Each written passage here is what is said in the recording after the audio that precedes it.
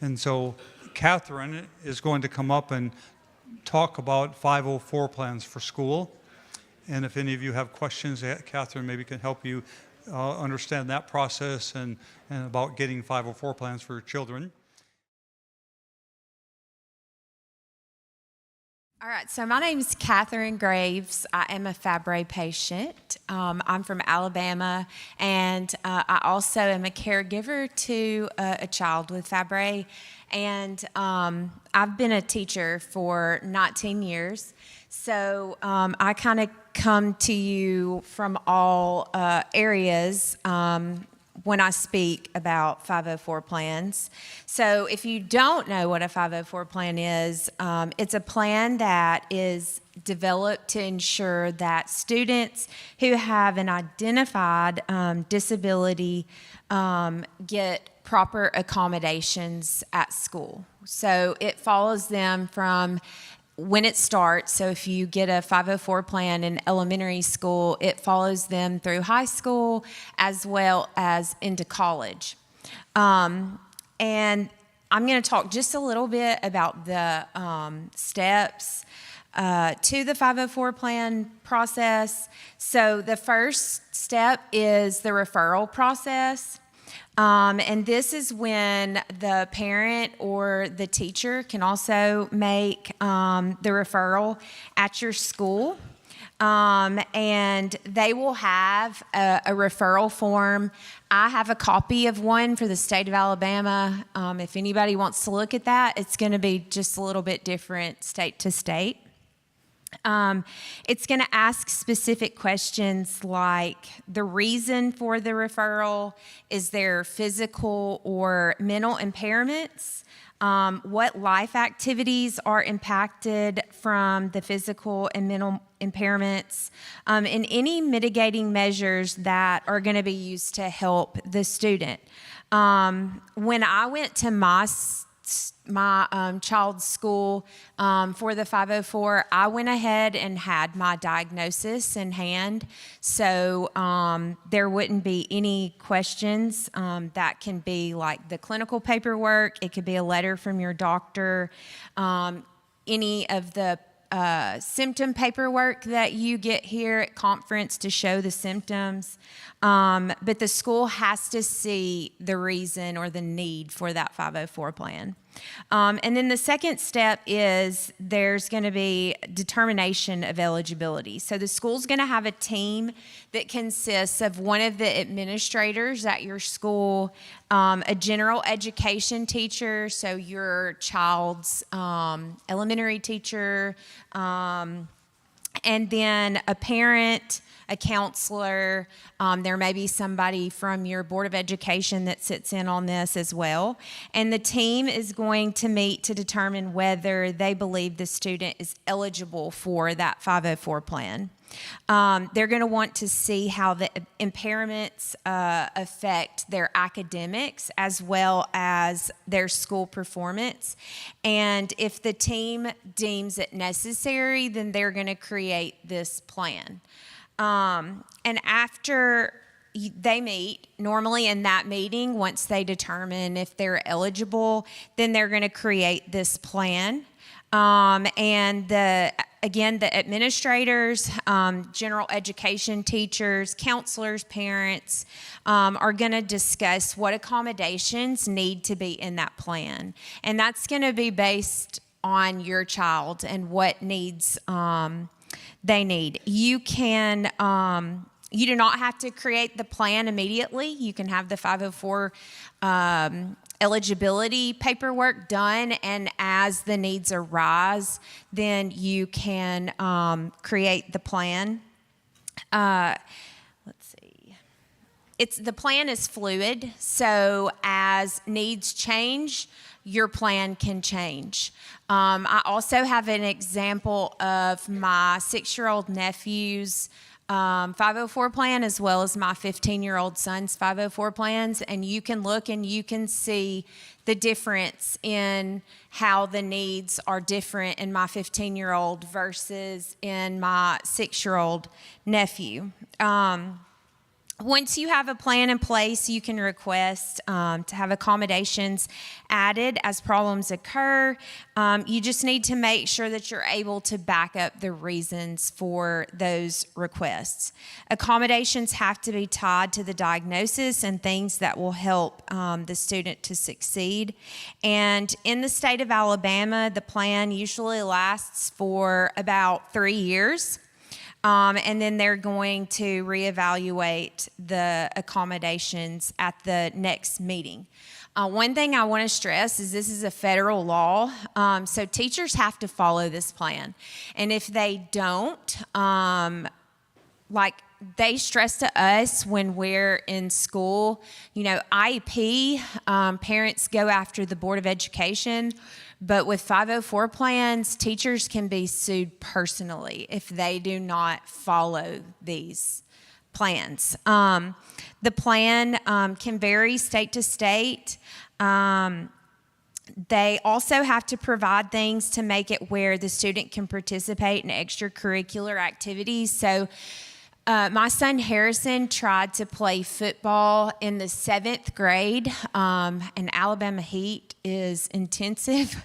But we had a doctor write a letter for things that he needed, such as cooling vests, misting fans, ice down towels, and the school system had to provide that for him so that he was able to have that equitable playing field with everyone else. And it was no cost to us. Our school system paid for that. In the case that a student has an IEP, the IEP is going to supersede the 504 plan. So my 7-year-old niece has an IEP for speech right now.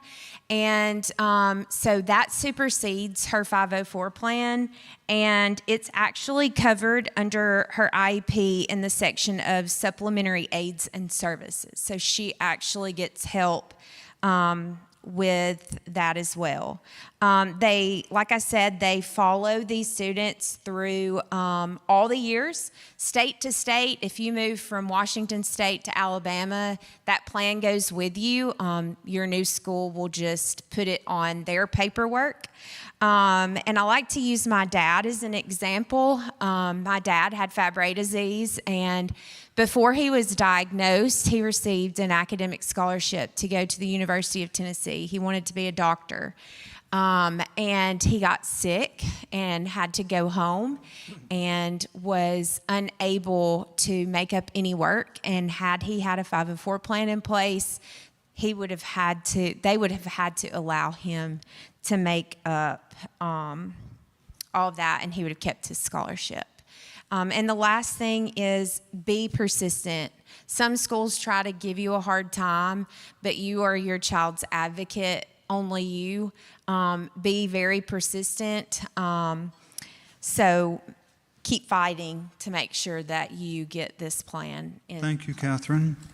And does anyone have any questions? My question about the 504 plan is, are you able to have more than one diagnosis for a 504 plan? For example, my child has one in place for ADHD currently, and I wouldn't necessarily want to have to pick between one of them, but I don't know, is there a process for adding another diagnosis on? You would just want to take the diagnosis to the school, the Fabry diagnosis to the school with, I would have either a letter from your doctor or like the clinical paperwork where they were diagnosed, and they should be able to add that. Okay. And add any necessary, like my son, we go to the bathroom as needed, extra time on assignments. We have a whole list. We've taken things off, but yeah, they should be able to put both on there. Okay, thank you. We have a couple more in the center here, and then we'll go over to the left.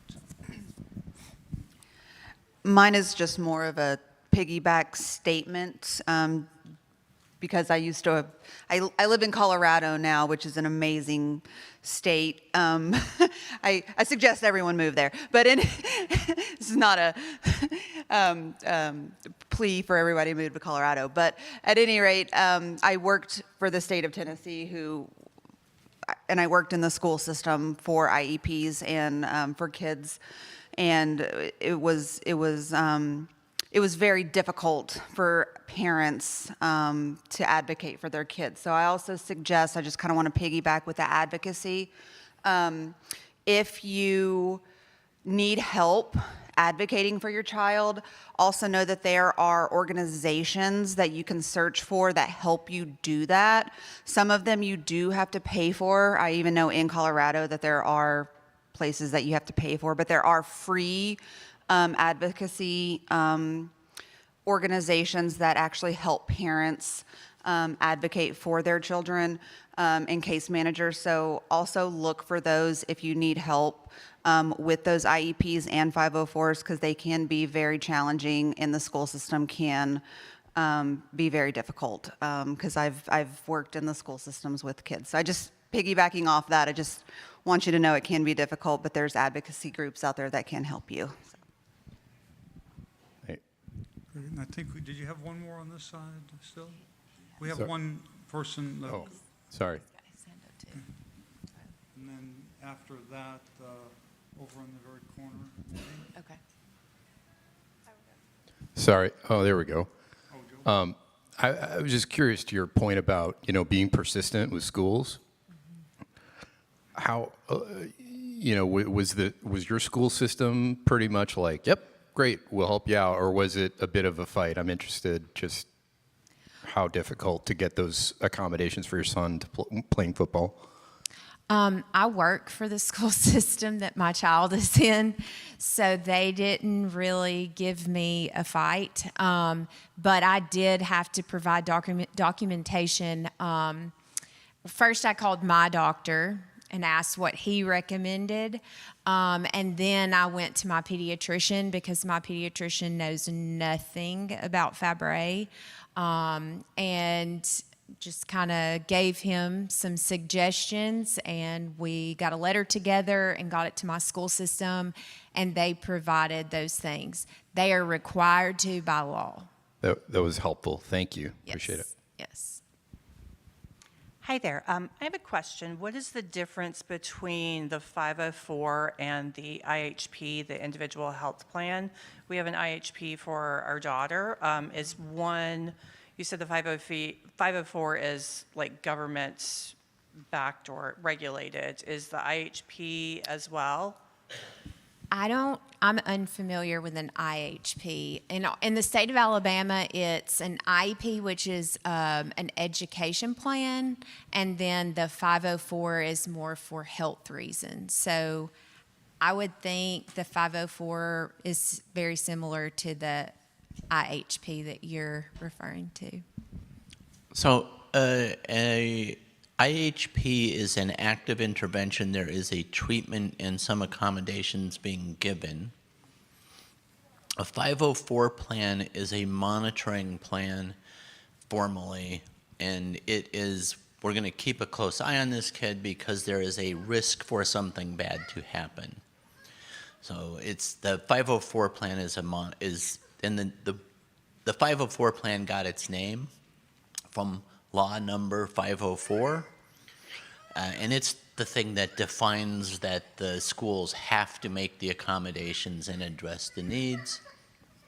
They need to provide every child with safety, ability to access and get their health care needs met, and address any learning or behavioral issues that they have that are well documented. If they don't quite meet the criteria for an intervention, then but they're at risk, they get a 504 plan. First, Emily in the back, and then Christy. Oh, we have one over here. So if you mind, my son, he has an IEP, my oldest, and he had that prior to us knowing that he has Fabry. Meaning that when I found out about Fabry, people kept mentioning the 504. When I asked for it, they said either you have the one or you have the other. Mm-hmm. So the IEP takes care of whatever the 504 needs to be taken care of. In his IEP, he also has specifications of what to do for his medical condition. But I would say, as a parent, and I'm a guidance clerk, so I work in the school system as well. And still, with that in plan, and a letter from his geneticist, my son was questioned in front of the whole class why he wanted to go to the bathroom. Because it's something that it happens to him often. So they were questioning the reasons behind him going to the bathroom, and she started she was pushing it, the one teacher, in front of the whole class. So I would say, even though when you have the IEP, we specifically asked the geneticist to make a letter. We brought it to the school. And me personally, I'm in the process of getting somebody from the case manager to go to the school and have them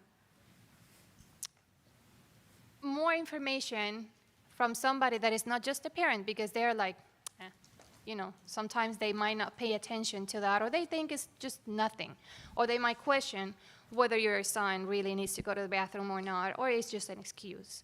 So follow through with it, and if you feel like it's not being done, they are not taking it seriously, just keep pushing, because it can be a little frustrating, but it can be done. It can be done, and I would say just talk to your children, check with them, make sure, because even though he has the accommodations, lots of times I have found out they were not following through. So just make sure you have that conversation with your kid.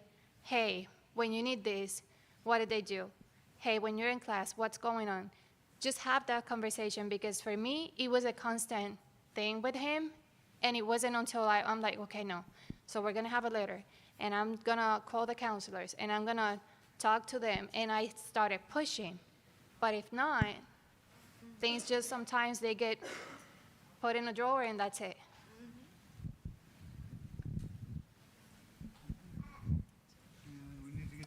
Hello, good afternoon. My son, he got Fabry too. He's part of the program 504. But in the past, all the academic year, so the case manager from Sanofi flies straight to the school to meet with all the nurse of the state, the principal, everybody that would be related with my son, and gave some brochure and all the information that they needed. But my son right now, he got a change of school. It's different county. And we are the advocate of him, and the first thing we want is they got the right information. And they told us that they got the information, the 504, everything, but looks like they don't want to receive the information. And he got some situation because they don't know how to work with him.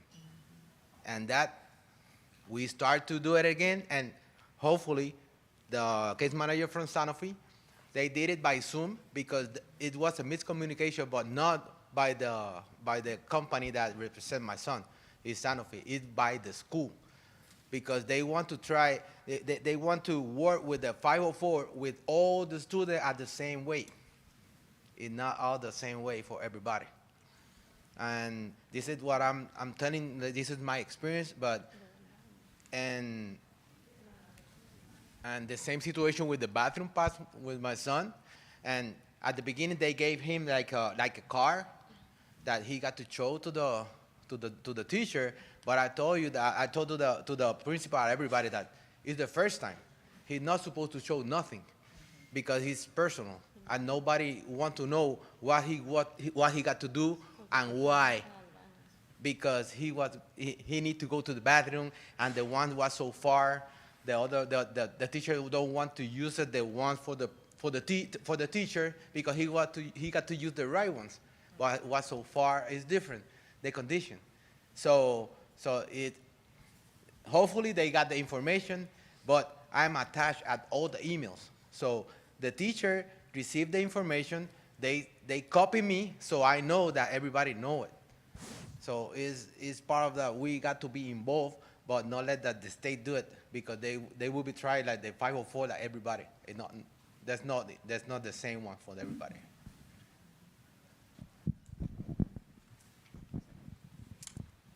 So my son also has a 504, but the thing is, he's in high school now, and right now we're training him to advocate for himself.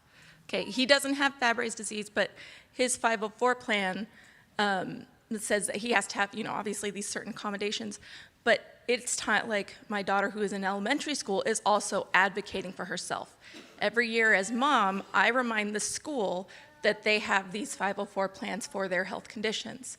But my kids have to advocate for themselves because I'm not there all the time, especially for my son who has 8 different teachers, and all 8 teachers have to read these 504 plans, plus whoever else has a 504 plan. So as he's in high school, his job now is to advocate for himself.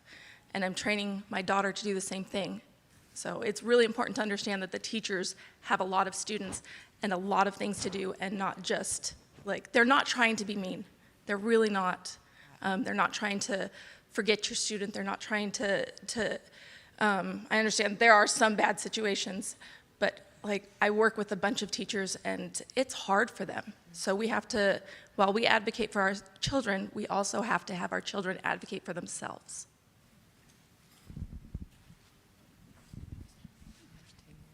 Thank you, Jerry, for this opportunity and for addressing the 504 topic. I think this is awesome, and I was very excited to hear that you guys were all addressing it. And I'll just echo that we have a 10-year-old daughter with late onset who we initiated her 504 3 years ago or 4 years ago. She entered an elementary school with no air conditioning, and that was the impetus for that. And the school was incredibly accommodating. They purchased an AC unit for her classroom, and the principal was like, yes, whatever you need, we'll take care of it. So she has permission to go to the nurse's station anytime it's hot out, anytime she's uncomfortable, anytime they're outside and she can't handle that. And then also if she has GI issues, she can go to the bathroom immediately, and we'll soon have to add the pain. That's been a new symptom in the last few years. But it's awesome. I highly encourage everyone to get one if you don't already have one. I'll echo the importance of the advocating for themselves, because my daughter usually, every time it's a hot day, I'll say, was your air conditioning on in your class? Or we'll talk about stuff, and she'll report if a teacher didn't let her go to the bathroom or something, and I'll send an email. And so it's interesting to learn that the teachers can be sued personally, because I only had to send one email about that, but the teacher wrote back very apologetic. It was like, I'm so sorry, I had no idea. I'm very grateful you're sharing that with me. So that was really good. And then, lastly, we're just really grateful for that program, and she's learned. She's very shy and won't usually speak up for her needs. So it's been a great learning process for her to do that she can hopefully carry with her into the future. We still have one in the corner. So my question is, what are the steps when you have repeated failure to adhere to a 504 plan, even when you've taken it to the principal? Dr. Rob.